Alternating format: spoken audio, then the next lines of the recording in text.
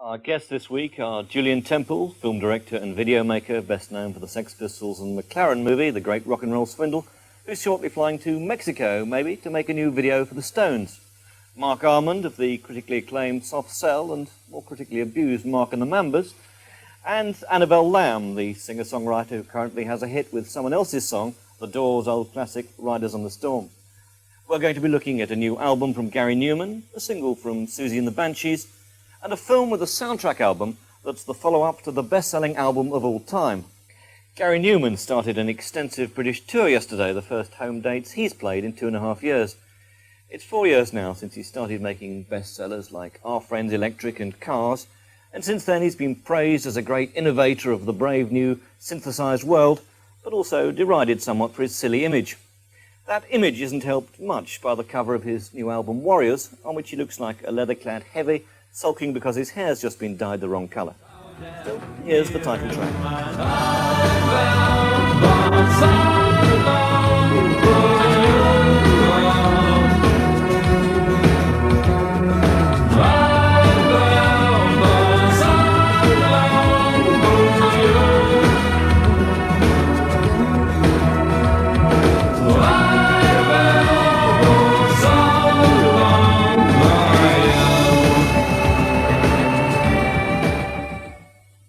Mark, a slightly new, more funky style from Mr. Newman there?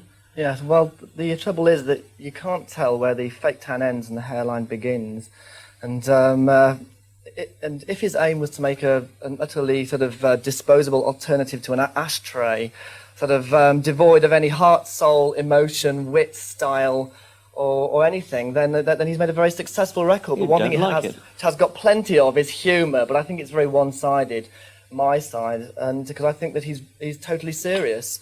You've got very serious musicians playing on there. Well, yes, Bill Nelson and Dick Morrissey, people like that. They should know better.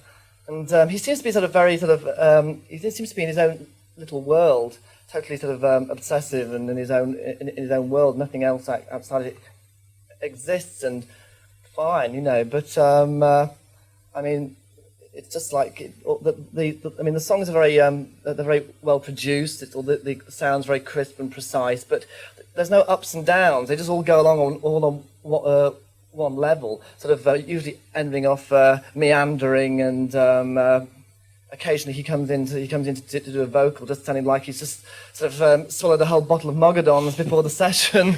Annabelle, do you agree with that? Let me think. You like it? I don't like the image very much, no. What about the music? I agree with Mark about that very much. I think the music, a lot of it has been done so much, so often. We've heard it all before, but what I was pleased was what you were saying about hearing Dick Morrissey. I love the two tracks on side one, I Am Render, and the one after it, Iceman, which have a great deal of atmosphere, more jazz, less of the dead straight along electronic. I mean, it's nice to hear him actually mixing it now.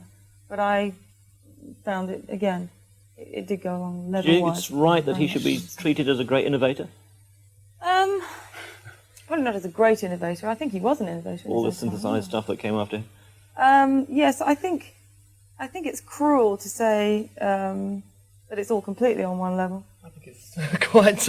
I think some of it's really... He just hasn't tried, or he just doesn't care. He likes to be referred to as a rock star, sort of in inverted commas, but there's just no caring in this.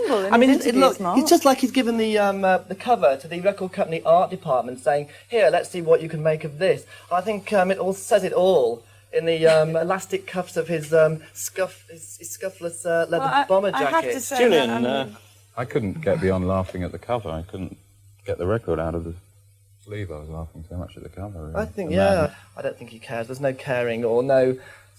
or anything shown there. It's that, let's, we've got to make an album. I'll get a few good musicians to back me up. But it's like that's 7 or 8 years on now for Gary Newman, and you should be expecting sort of a few more sort of surprises and a few more sort of. But was he ever an originator? He was a David Bowie clone, and you've been force-fed so much David Bowie this year that there's no room at all for Mr. Newman. On the whole, then, a hefty thumbs down for Mr. Gary Newman.